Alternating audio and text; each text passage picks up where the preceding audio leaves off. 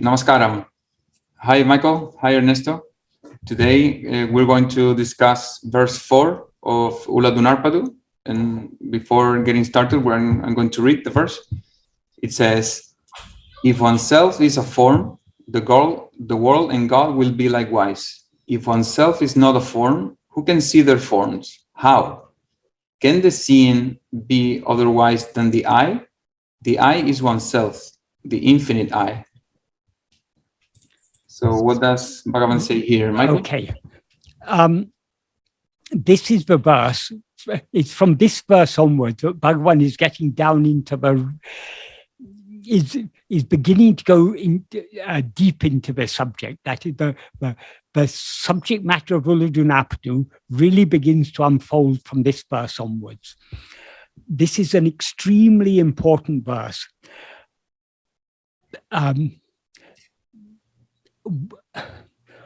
The first sentence, if oneself is a form, the world and God will be likewise. We need to think deeply about what he means here.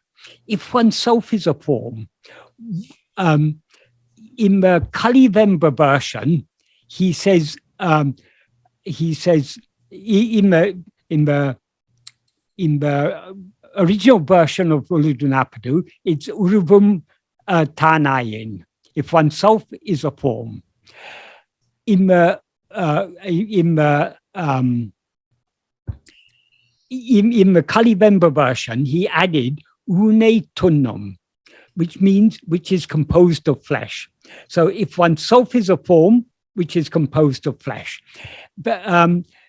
So he's just pointing out the form he's referring to is the form of the body. But as he says in the next verse, the form of the body is not just a physical form. He says, Udal pancha kosa uru. The body is a form composed of 5 sheaths. Because whenever we experience ourselves as a body, we don't experience ourselves as just a physical body. No one has ever experienced himself as a dead body, for example, or a sleeping body. We're aware of the body, it's a living body. So there's the body and the life. And because it's not a sleeping body, there's mind, intellect, and will. So all these 5 together are the form of the body that he's referring to here. So what he means by form is every form has certain features that distinguish it from other forms. So he's not just talking about physical forms. He's talking about, for example, ideas. One idea is different to another idea because one idea is about A, another idea is about B. So we can distinguish one idea from another. For example, in the previous verse, Bhagavan talked about the disputes about the world is real, the world is not, is an unreal appearance. These are ideas. Each idea is distinct from each other idea. So a form means anything that is distinct from anything else. So all forms are limited. They're all finite. Forms are defined by their distinguishing features. So anything with distinguishing features is a form. So if we are something with distinguishing features, the world and God will seem to be something other than ourselves. So they will also seem to have distinguishing features. But if we do not experience ourselves as a form, as something with distinguishing features, then who can see any other forms? That which sees forms is that which sees itself as a form. That is the implication here. So in waking and dream, we rise as ego.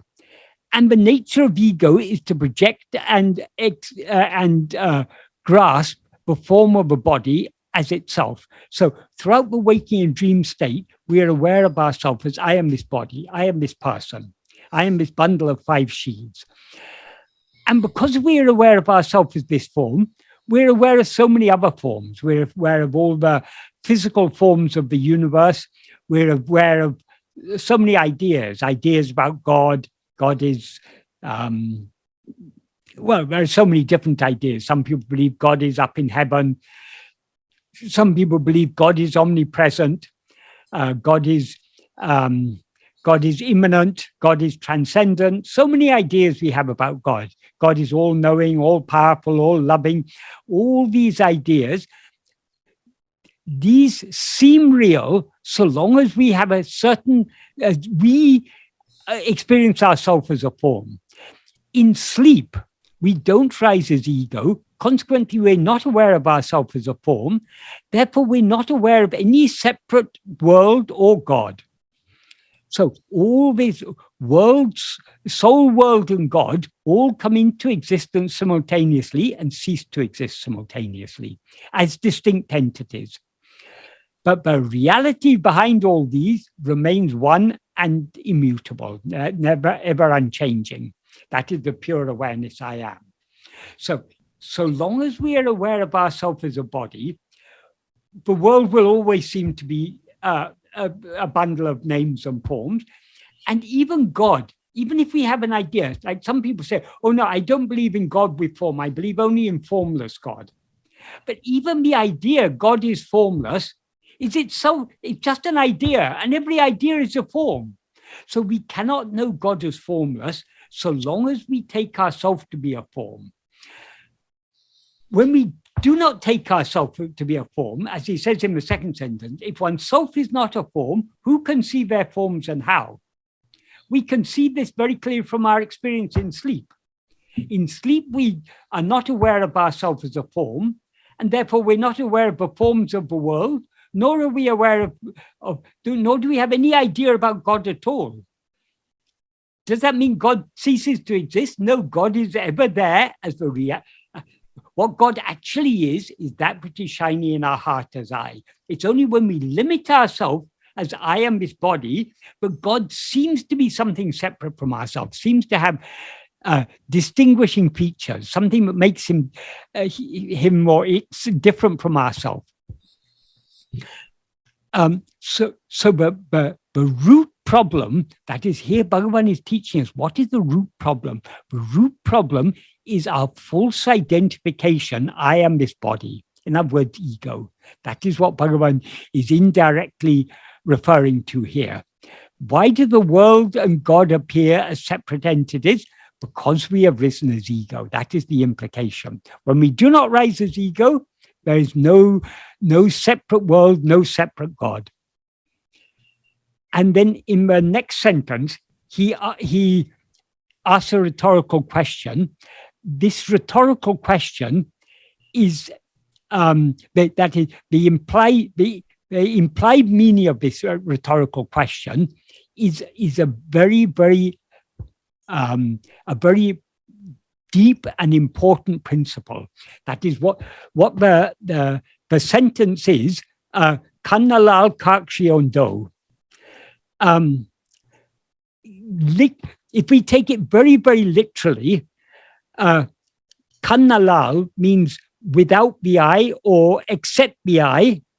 Kāṭciyuṇḍō is there. Kāṭci means what is seen. So without I, is there anything seen? That's how some people have translated it, but that is not the meaning intended by Bhagavan. What he means here by alal, the basic meaning of alal, the usual meaning of alal is except or besides or without. Well, without is a bit of a derived meaning. It means except or besides. But Bhagavan explained what the intended meaning here. Alal means otherwise. So if we are the form, the world and God will be likewise, he says in the first sentence. Here he's saying, can what is seen be otherwise than the I? What's he mean by this? If the I is a form, but what it sees will be a form. If the I is formless, what it sees will be formless. That is the implication. So the nature of what is seen will be determined by the nature of what sees it. So the I is what determines what appears. If we can give a physical example of this, if I here, of course, ēyi, that is, I here does not mean the physical organ, the eye. It means that which is the seer. It means the seer, that which is aware. But if we take it to mean the physical, if we use the physical organ eye as an analogy, if the eye is jaundiced, everything will appear yellow. So as is the eye, so is the sight, in other words. But obviously this has a far deeper meaning than that, but that's just an analogy to illustrate it. What this means is the nature of what we know is determined by the nature of the knower. If the knower knows itself as I am this body, then it will know only forms. It cannot know what is formless. If the knower is the formless pure awareness, I am, then it cannot know any forms. So this is a very, very deep principle Bhagavan is expressing here. And finally, he concludes by saying, the final sentence is, kaṇṇadutā antam-ilā. That means kan means I. I means ēyi, the physical organ, but he's not talking about the physical organ here. As I say, kan is here a metaphor for awareness. Adu means that. It's just there for poetic reasons. Adutā. Tan here we can either take it as an intensifier, meaning the I itself, or we can take it as a separate word meaning self. So both meanings are applicable, but we get a little bit more out of it if we take it as a separate word. Kaṇṇadutā. The I, that is oneself. So the I is oneself. That the implication is the real I is oneself. And what is the nature of oneself? Antam-ilā. Antam is a Tamil form of the Sanskrit word anta. Anta means end or limit. Ananta is a term that's often used in Vedantic philosophy. Ananta means not just endless, it means limitless, infinite. For example, in one of the Upanishads, Brahman is described as satyam, jnanam, anantam. That means satyam means what is real, what actually exists. Jnanam means awareness, pure awareness. Anantam means infinite. It has no limits. In Sanskrit, they say anantam, the initial prefix it makes it a negative. So antam means limit, ananta means no limit. But here Bhagavan has adapted this as a Tamil word, antam-ilā. Ilā means without, so the I without limit, the limitless I, the infinite I. So oneself is, the real I is oneself, the infinite I. So here, as I say, I here is used as a metaphor for awareness. So the implication here, there's no word real here, but real is implied. When he says the I is oneself, it implies the real I, the real awareness is oneself, the infinite awareness. Up to this point, that's in the first two sentences, he's talking about form. Here he's talking about, the adjective used is antam-ilā, which means without limit or infinite. What is the connection? Every form is finite. Every form has a limit because every form is distinguished from every other form. So forms are all finite. So anything that is infinite is therefore formless. So the implication in this last sentence is the real I is the formless I. That is, the real I is oneself, who is the formless I, the formless awareness. The formless awareness, that is infinite, therefore formless. Since it's formless, it cannot know any forms. So our real nature, the real awareness that we actually are, doesn't know any form. It doesn't know what it knows. according to the principle of established in the previous sentence, kaṇṇalāṭ kāṭciyuṇḍō, can what is seen be otherwise than the eye? If the eye is infinite, it cannot see finite things. It can only see what is infinite. In other words, what is formless. In other words, it cannot see anything other than itself.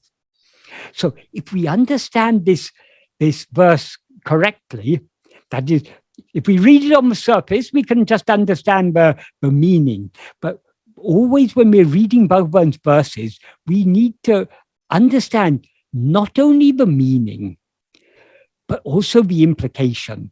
Because then only we understand the full depth of implication, the real intended meaning. That is, the meaning of the words gives us one level of meaning. But if we think deeply about what these words imply, we get an altogether much deeper meaning. So what Bhagavan is implying so many things here. If we understand this verse correctly, we should understand pure awareness does not know anything other than pure awareness. Because it's infinite, it cannot know anything finite. So the world and God, as separate entities, appear only in the view of ego, not in the view of our real nature, which is the infinite I, pure awareness. And there are more implications, very profound sheets in, for example, the expression that when you see yourself as a body, you not only see the form of the physical body, because your mental body, for example, with all the packs of beliefs, begin to take form in what you see in the form of expression of the people, for example. Yes. And is more subtle reveal of the implication of this verse in this very subtle form of the projection of your manas. And you see one person and you say it's very racist or xenophobic or whatever you say. You are seeing your own mental form in this expression. That is the nature of the mind. If we see it from an ordinary perspective, that is from a scientific perspective, for example, light comes in from outside. That is, I'm not saying this is according to Bhagavan's teaching. This is according to the usual view of things. There's a world out there. Light is bouncing off objects, and it comes into the eye. It falls on the retina. The light falling on the retina produces a certain response, and that sends a message to the brain. And so what the brain is actually receiving is just a series of electrochemical impulses coming from the different cells in the retina. And the mind somehow interprets all that. It interprets, oh, this is a red flower, that is a green tree, this is a tall building, that is a big animal, a small animal. We interpret things. And, oh, what's lying on the ground there? That looks dangerous. That's a snake. We interpret it. It may not be a snake, it may be a rope, but we interpret it. So the mind is constantly interpreting. If you think about language, how we understand language, what is language? It's just some vibrations in the air are coming and hitting our ear, and we first interpret that as sound. But we don't stop with that. We then interpret a meaning. That sound has a certain meaning. In the same way, people's expressions. We see a person, we look at their face, we interpret something. Or this person is happy, this person is sad, this person looks not a very trustworthy person, or this person. So the mind is constantly interpreting. So we are seeing things according to our own colored glasses, that is, if we are of a certain, supposing we are a very dishonest person, we're always trying to do things in a dishonest way, we will see all other people as dishonest. We'll be suspicious of every person because we ourselves are not an honest person. We'll suspect every other person is dishonest and they're trying to cheat me. Whereas if we are basically an honest person, we will easily be fooled by people, by the dishonest people, because we'll naturally assume, oh, if they say so, they must mean it. They must. So we all see the world through our own colored glasses. We can see this even at a superficial level. But of course, what Bhagavan is saying in this verse is much, much deeper. It's the same principle, but we are interpreting things according to our point of view. But what Bhagavan says here is, so long as we limit ourselves as a form, the world and God will be likewise. Of course, all these other, how we interpret the world, that all comes secondary. It's all based on the same principle. But Bhagavan is going here dealing with the very foundation of the very appearance of the world. The world appears to be so many names and forms because we experience ourselves as a name and form when we rise as ego. That is the point here. And Michael, here, when Bhagavan says, if oneself is a form, the world and God will be likewise. If oneself is not a form, who can see their form? Is like, with other words, what he says in verse 26 of Uḷḷadu Nāṛpadu. Exactly. It all comes, Bhagavan is saying the same thing in so many different ways. What he says in verse 26 is, if ego comes into existence, everything comes into existence. That is, when ego comes into existence, we mistake ourselves to be a form, and consequently we're aware of so many other forms. And the form we mistake ourselves to be, as he clarifies in the next verse, is not just the physical form. It's the form of 5 sheaths. So all thoughts, feelings, intellectual processes, likes, dislikes, desires, and their seeds, the vasanas, all are forms. But they all seem to exist only when we rise as ego and therefore by project and take ourselves to be a form. And when in the possessive adjective their forms, that includes first, that means God and world. Persons. God and world. God Everything and other than ourselves, basically. And oneself as ego, no, because if oneself is not a form, there is no ego. There's no ego then. So who can see any other form? There is no world in God also, because there is no ego. So yes. Yeah. So oneself who is a form, namely ego, is the first person. God and world are second and third persons. Yeah. Yeah. But this is not to be interpreted.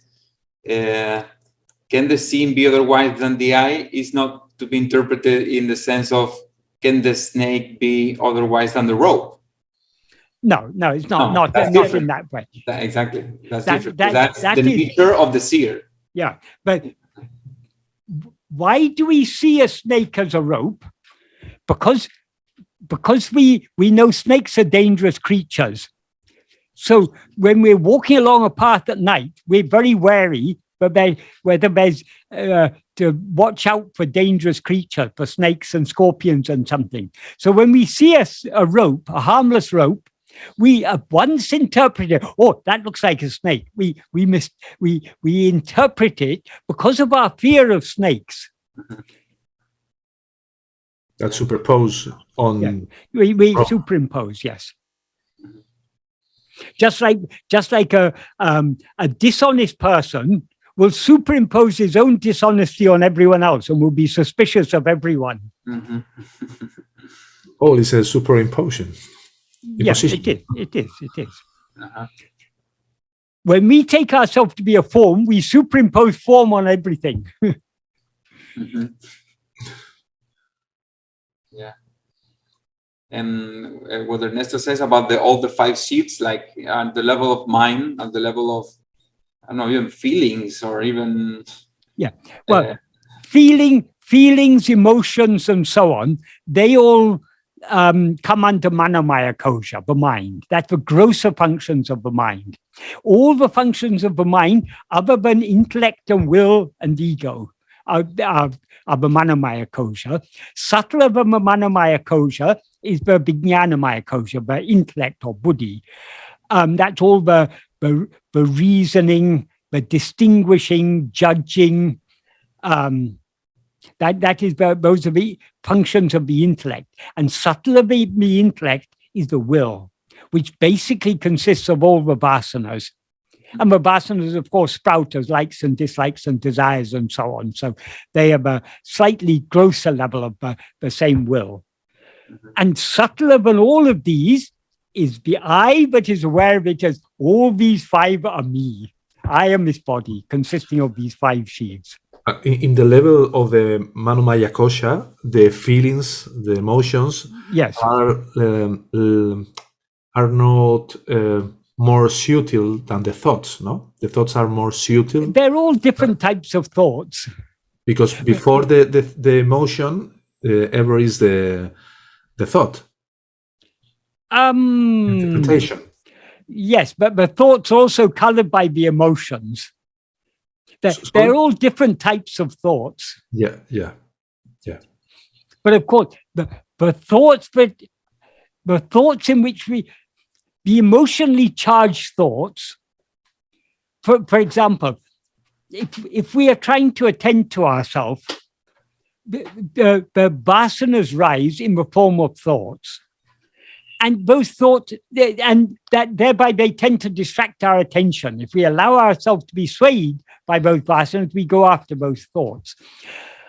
Some thoughts, it's relatively easy to withdraw our attention and bring it back to ourselves. But if a thought is emotionally charged, supposing we feel some person has done some wrong to us, we are angry with them, or something like that. Emotionally charged thoughts they've got more power behind them because it's because of the strength of the underlying Vishaya Vasana. The strong Vishaya Vasanas give rise to stronger thoughts. So the emotionally charged thoughts are those with strong Vishaya Vasanas behind them. But emotions never comes before. Include the case, for example, that you can say the instinct, no? Yes. You are walking in the road and suddenly a car comes to you and you feel fear, no? Yes. It's very for survive, no? Yes. There are a thought include before this emotional fear, because you have an idea that your body is you. Yes. And this idea is based in the ego's root, no? Yes. But the thoughts and the emotions are so deeply intertwined. And it's not, even if we can analyze and try and understand which comes first, but it's really, even to separate the thought from the emotion is really, it's questionable whether it's possible to do so. But even if we can do so, what's the point? We are not, that is why this analysis is given. All these five sheaths, as Bhagavan says, they're all all jadam and asat. They are insentient, and they are unreal, non-existent. So having understood that these 5 sheaths are unreal, we don't have to analyze them. We don't have to analyze the thoughts and the emotions and all these things. Once we understand they're all anya, they're all something other than ourselves, we just ignore them. Otherwise, we get into psychology and philosophy of mind and all this. It's why to think about these things? As Bhagavan says, the hair in the barber shop is to be swept up and thrown away. Why to analyze it? And Michael, in the phrase, can the seen be otherwise than the eye? Again, yes. It proves that as in Bhagavan's teachings, the subtle is more important than the gross. And yes. Sprout from subtle to gross. Yes. Yeah? But, Bhagavan says, whatever we see outside is a projection of what's inside. Mm-hmm. Right. Yeah. Yeah. Well, it's so. At first, when you hear this, like the world is the cause of ego, right? It's so mind-boggling that, because how can something that doesn't even exist if in the first place, as said by Bhagavan, can be the cause of, because I believe myself to be this body. I don't see any ego here. It's the body. How can I be the creator of all this? Yeah. So it's so mind. But contrary to though we don't see ego as an object, we're very well aware of ego. Exactly. But that I which is aware of itself as I am this body, that is ego. But in a way it's invisible, because we believe to be the body. Because as Bhagavan says later on, in verse 25, he describes ego as uruvattai, the formless phantom ego. Yeah. So, but then we have to think carefully, because he says that ego is formless, but here he says if oneself is a form. Is there some sort of inconsistency there? No.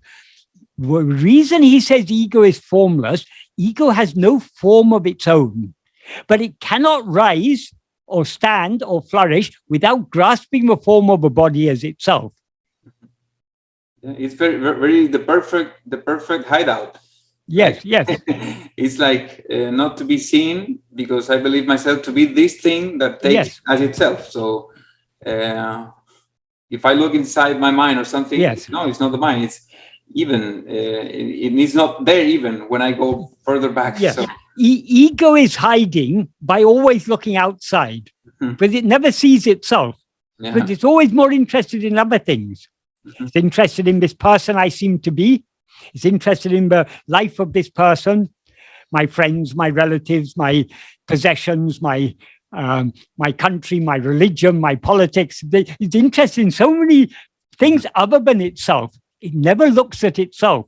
If ego looks at itself, if thought it takes flight, ego has no existence of its own. So if it looks at itself, it ceases to exist.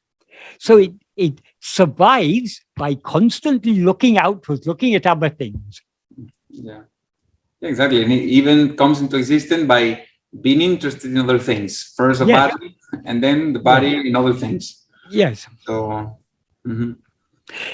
if you listen to lectures by traditional Vedantins, some of them will sometimes say, even ego is an object. Behind ego, you've got the witness consciousness. So ego is an object to that witness consciousness. In the light of Bhagavan's teachings, we can understand that is meaningless. Ego can never be an object, because ego has no form of its own. So ego is the subject. All objects appear only in the view of ego, the subject. But if ego looks, instead of looking at the objects, if it looks at itself to see who am I, then it ceases to exist. So ego can never be an object. The character, yes. That is not ego. Yes. That is what ego is identifying itself with. Yes. That is what makes up the character is the Vishaya Vasanas. But the Vishaya Vasanas are not ego. It is the nature of ego to have Vishaya Vasanas, but the Vasanas are just one of the koshas. The Vasanas make up the anandamaya kosha, the subtlest of all the koshas, the causal body as it's caused. Because those vasanas are the seeds that give rise to all vishayas. The real mula vasana is ego. Yes, yes. Yeah, that's why it's so key to understand the difference between, as you said, distinguishing ego from the person. Yes. This is something I don't. That's key. Yeah. Yeah. People. A lot of people seem to have difficulty grasping this, but this is such a fundamental point we need to understand. The person is just the five sheaves, which are all objects, the jada and the sat. Whereas ego is not any of the five sheaves, it's that which identifies itself with all the five sheaves, as I am this body. And by the way, Michael, just out of curiosity, do you know who started translating this, using the word ego in this tradition? I don't know.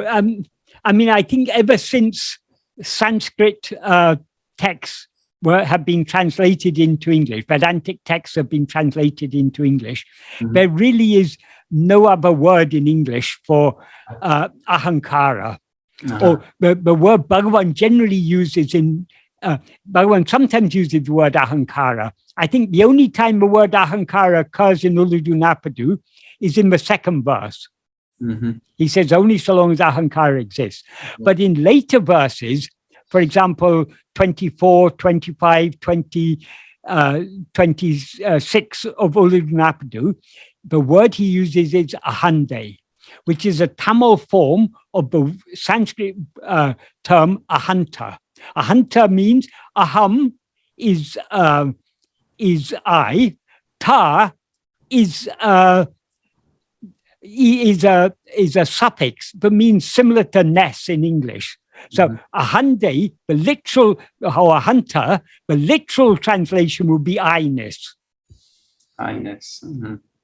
Right. Yeah, but when translated into English, I guess the translator had to, it has to be different from I. So yes. I'll resort to another language. So yes. Just like the word ahankara and ahande, I is included in it, but it's a separate word. Yeah. But often Bhagavan refers to ego as just I. Like in the previous verse, in verse 3, which we talked about earlier today, he says the state ṇānaṭṛa aṇņilā, that state which is devoid of I.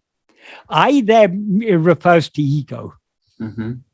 And for example, in verse 21 of Upadesha, after saying in the previous verse, but one thing will, when ego dies, one thing will rise or will appear as I am I, that is the infinite whole.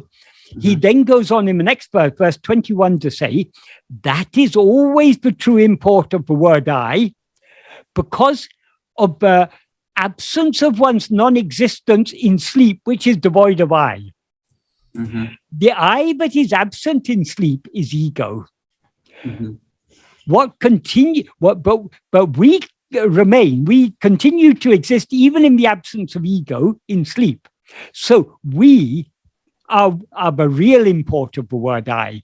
So when we read Bhagavan's works, we need to be we need to read attentively and thoughtfully. We need to carefully consider what he's saying, because we shouldn't confuse when he's using I to refer to ego and I to refer to our real nature. We need to understand from context where he's referring to what.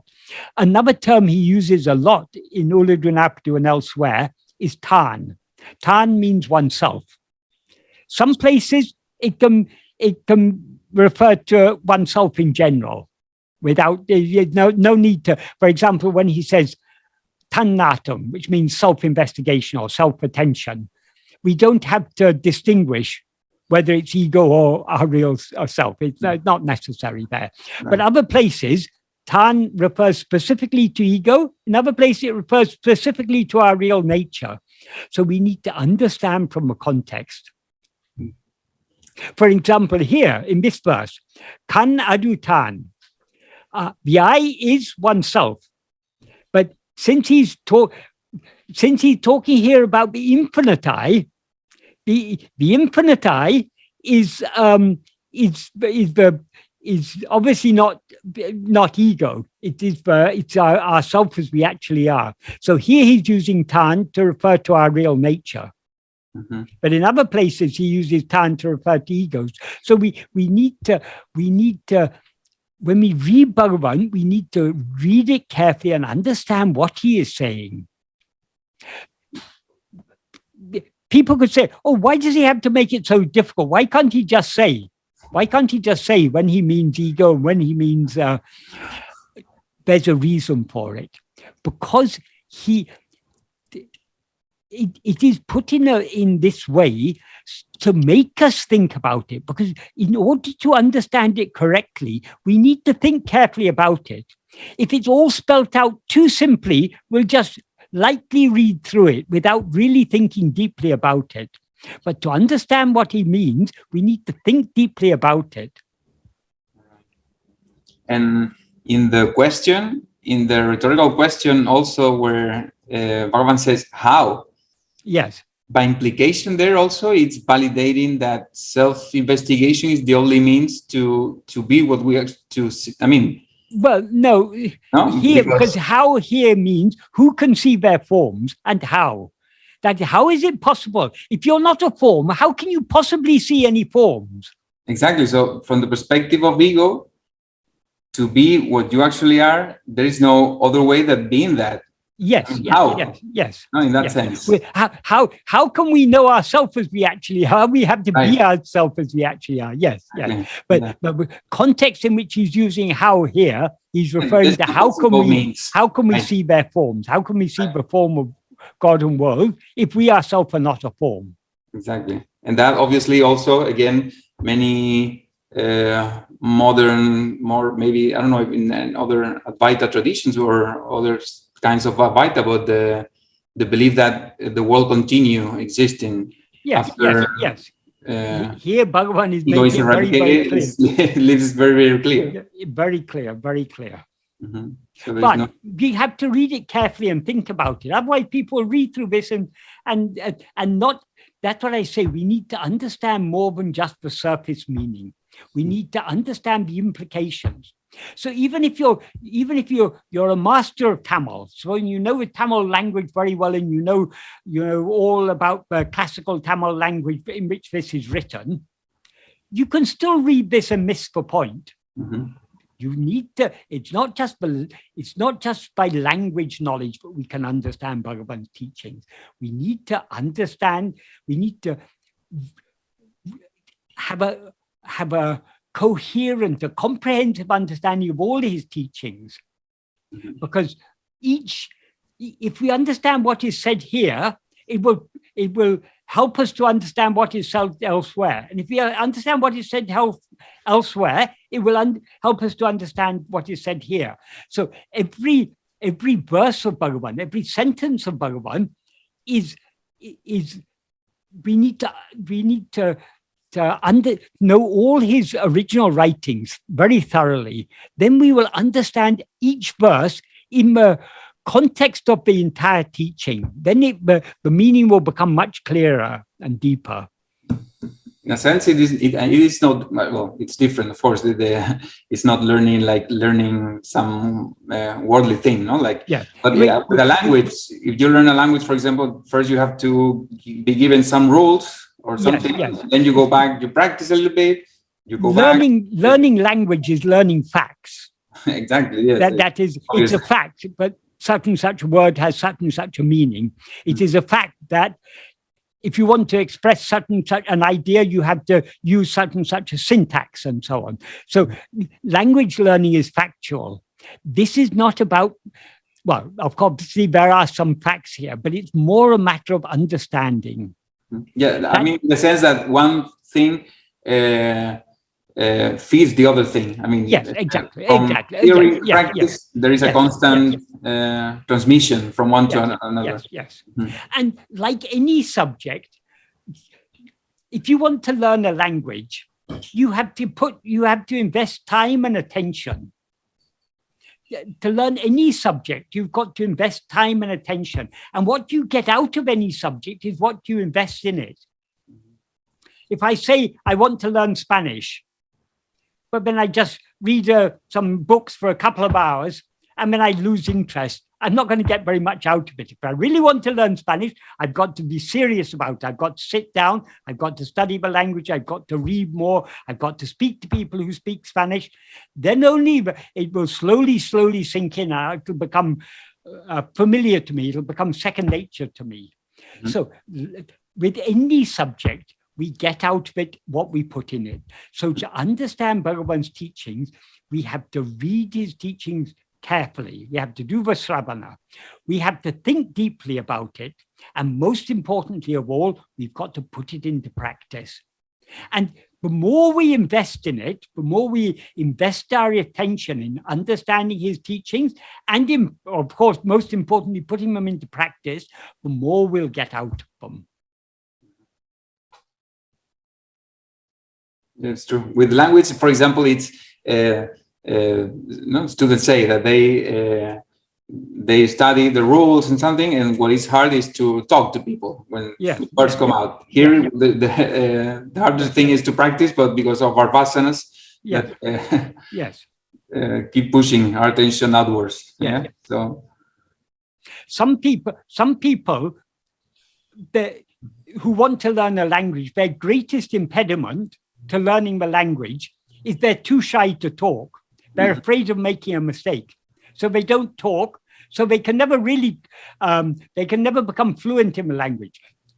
If you want to learn a language, you have to be ready to make mistakes. Likewise, in this spiritual path, we will get out of this only to the extent to which we practice it. And of course, our practice won't be perfect at first. If you're learning a language, you'll be making so many mistakes. But slowly, as you become more and more accustomed to the language, you begin to spot your own mistakes, and then you correct it, and then finally you can speak fluently. Likewise with this practice of self-investigation. Yes, we make mistakes at first. At first, we think we're attending to ourselves, but we're attending to a subtle object. But then we correct ourselves. We go back, we read Bhagavan Sri Ramana. Oh, I was making a mistake there. I was unconsciously looking for some object, something called I.